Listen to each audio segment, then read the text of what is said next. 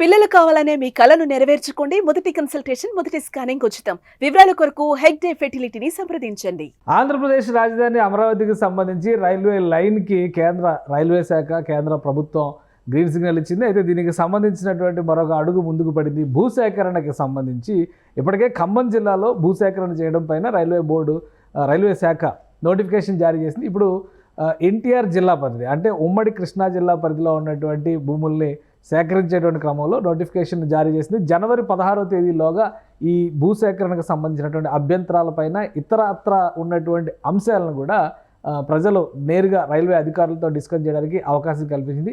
ఏ ప్రాంతాల్లో భూసేకరణ చేయబోతున్నారో, మొత్తంగా అసలు ఎంత భూమి ఈ రైల్వే లైన్కి అవసరం అవుతుందో ఒకసారి చూసేటువంటి ప్రయత్నం చేద్దాం. అమరావతి రైల్వే లైన్ అనేది చాలా ముఖ్యమైనటువంటి ప్రాజెక్టు, అమరావతికి కనెక్టివిటీని క్రియేట్ చేసేటువంటి విషయంలో. అందుకనే కేంద్ర ప్రభుత్వం యుద్ధ ప్రాతిపదికన ఈ రైల్వే లైన్కి అనుమతి ఇచ్చింది. ఖమ్మం జిల్లా ఎర్రుపాలెం దగ్గర నుంచి నంబూరు వరకు 56 కిలోమీటర్ల మేర ఈ రైల్వే లైన్ నిర్మిస్తారు. 9 రైల్వే స్టేషన్స్ ఇందులో ఏర్పాటు చేస్తారు. అందులో అమరావతి రైల్వే స్టేషన్ అతిపెద్ద రైల్వే స్టేషన్ కాబోతుంది. ఇంటర్నేషనల్ స్టాండర్డ్స్తో నిర్మించాలని భావిస్తున్నారు. మరోవైపు పరిటాల పరిధిలో కార్గో హ్యాండిలింగ్కి సంబంధించినటువంటి హబ్ని కూడా ఏర్పాటు చేయాలనేటువంటి డెసిషన్ని రైల్వే శాఖ తీసుకున్న నేపథ్యంలో టోటల్గా ఈ ప్రాజెక్ట్ కాస్ట్ 2245 కోట్ల రూపాయలు అవుతుంది. సో భూసేకరణకు సంబంధించినటువంటి అంశాల పరంగా చూస్తే ఎన్టీఆర్ జిల్లా పరిధిలో రిలీజ్ చేసినటువంటి నోటిఫికేషన్ ద్వారా మొత్తం నందిగామ రెవెన్యూ డివిజన్ పరిధిలో ఉన్నటువంటి భూములనే రైల్వే శాఖ సేకరించబోతుంది. అయితే మొత్తంగా 297.499 ఎకరాల భూమి ఈ రైల్వే లైన్ కోసం అవసరం అవుతుంది. మ్యాక్సిమం ఇందులో 99% వరకు ప్రైవేట్ ల్యాండ్సే ఉన్నాయి. కాబట్టి స్థానికంగా ఉన్నటువంటి రైతులు లేదా భూ యజమానుల్ని కన్విన్స్ చేయడం ద్వారా భూసేకరణ చేపట్టేటువంటి ప్రక్రియని రైల్వే శాఖ ప్రారంభించింది. మొత్తంగా కంచికచర్ల మండలం, అంటే revenue division, Nandigama revenue division అయితే కంచికచర్ల మండలం పరిధిలో ఉన్నటువంటి గ్రామాల్లోనే భూసేకరణ ఎక్కువగా జరుగుతుంది. పరిటాల గ్రామంలో అత్యధికంగా 72.42 ఎకరాల భూమిని రైల్వే శాఖ సేకరించే ప్రయత్నం చేస్తుంది. ఎందుకంటే ఇక్కడ కార్గో హబ్ ఏర్పాటు చేయడానికి కావాల్సినటువంటి ప్రణాళికని ఈ ప్రాజెక్టులో పొందుపరిచారు. కార్గో హబ్ ఏర్పాటు అయితే కనుక ప్రధానంగా హైదరాబాద్ నుంచి విజయవాడ కనెక్టివిటీ, అలానే హైదరాబాద్ నుంచి చెన్నై కనెక్టివిటీకి సంబంధించినటువంటి కార్గో హ్యాండ్లింగ్స్ అన్నీ కూడా ఈ హబ్ దగ్గరే డౌన్లోడ్ అప్లోడ్ జరిగేటువంటి ప్రక్రియ ఉంటుంది.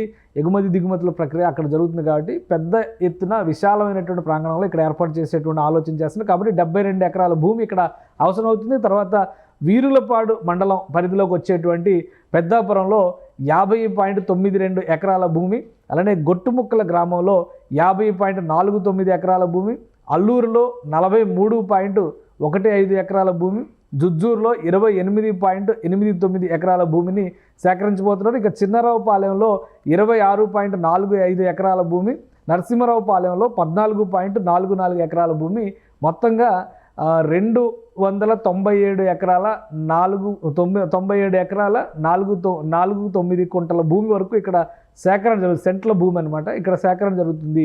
ఇది కేవలం కృష్ణానదికి ఆవల ఉన్నటువంటి మార్గంలో జరిగేటువంటి సేకరణ. అలానే ఇటు ఉమ్మడి కృష్ణా జిల్లా కాకుండా ఖమ్మం జిల్లాలో కూడా దాదాపు 25 నుంచి 30 ఎకరాల భూమిని అక్కడ సేకరించేటువంటి ప్రయత్నం జరుగుతుంది. ఇవన్నీ ప్రైవేట్ ల్యాండ్స్. ముఖ్యంగా ఈ పరిధిలో ఇది కృష్ణానదికి ఆనుకుని ఉన్నటువంటి ప్రదేశం కావడంతో ఇక్కడ చాలా చోట్ల కుంటలు, చిన్న చిన్న చెరువులు లాంటివి పర్యావరణ పరమైనటువంటి అంశాలు కూడా ముడిపడి ఉన్నాయి. అలానే 2-3 ఎకరాల్లో అసైన్మెంట్ భూములు కూడా ఉన్నట్టుగా అధికారులు గుర్తించారు.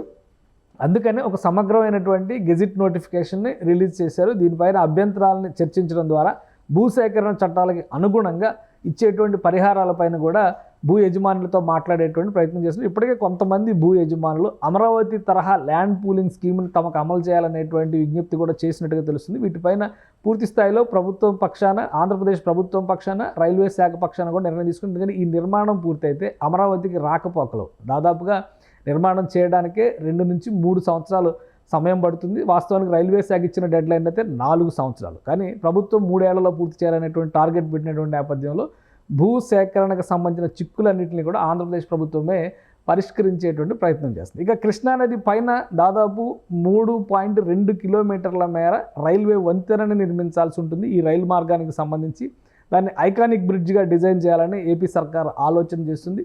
కృష్ణానది దాటిన తర్వాత ఉన్న ప్రాంతం అంతా కూడా అమరావతి ప్రాంతంలో ఆల్రెడీ భూసేకరణ జరిగింది కాబట్టి అక్కడ రైల్వే లైన్ నిర్మాణానికి ఎలాంటి ఇబ్బందులు రాకపోయేటువంటి అవకాశం ఉంది. కాబట్టి ఆ పరిధిలో అంటే అమరావతి పరిధిలో చేసేటువంటి నిర్మాణాలను సపరేట్ ప్యాకేజ్గా కృష్ణా జిల్లా, ఉమ్మడి కృష్ణా జిల్లా పరిధి లేదా ఇప్పుడు ఉన్నటువంటి ఎన్టీఆర్ జిల్లా పరిధిలో జరిగేటువంటి ప్యాకేజీని సపరేట్గా, ఖమ్మం జిల్లాలో జరిగేటువంటి నిర్మాణ ప్రక్రియ మొత్తాన్ని కూడా సపరేట్ ప్యాకేజ్గా ఇలా ఒక 3 ప్యాకేజీలుగా విభజించడం ద్వారా అమరావతి రైల్వే లైన్ నిర్మాణ పనులను ముందుకు తీసుకెళ్లాలని రైల్వే శాఖ ఆశిస్తోంది. ఆ క్రమంలోనే ఈ నోటిఫికేషన్ రిలీజ్ చేసింది. జనవరి 16వ తేదీ డెడ్ లైన్. అభ్యంతరాలు ఉన్న ఇతరత్ర సమస్యల్ని ప్రభుత్వ అధికారుల దృష్టికి తీసుకెళ్లాలన్నా కానీ లబ్ధిదారు అంటే ముఖ్యంగా భూ యజమానులకు ఉండేటువంటి డెడ్ లైను. ఈలోగా అప్రోచ్ అయినటువంటి వాళ్ళకి కావాల్సినటువంటి సమాచారాన్ని ఇచ్చేందుకు కావాల్సిన ఏర్పాట్లు కూడా రైల్వే శాఖ చేసింది. ఇక భూసేకరణ ప్రక్రియ కనుక ఈ నెల రోజుల తర్వాత పూర్తయితే తదుపరి ప్రక్రియని రైల్వే శాఖ ప్లస్ ఆంధ్రప్రదేశ్ ప్రభుత్వ సమన్వయంతో ముందుకు తీసుకెళ్లేందుకు కావాల్సిన ప్రణాళికను కూడా సిద్ధం చేసుకున్నారు. వాస్తవానికి ఇది 2017-18లోనే సిద్ధమైనటువంటి ప్లాన్. కానీ అమలులో మాత్రం 5 సంవత్సరాల పైగా దాదాపు 6 సంవత్సరాల జాప్యం జరిగినటువంటి నేపథ్యంలో ఎంత త్వరగా భూ సమస్య పరిష్కారం అయితే అంత వేగంగా తదుపరి ప్రొసీజర్లోకి వెళ్లేందుకు అధికారులు కూడా సన్నాహాలు చేస్తున్నారు. సుమన్ టీవీలో మీ పర్సనల్ అండ్ బిజినెస్ ప్రమోషన్స్ కోసం కింది నెంబర్కి కాంటాక్ట్ చేయండి.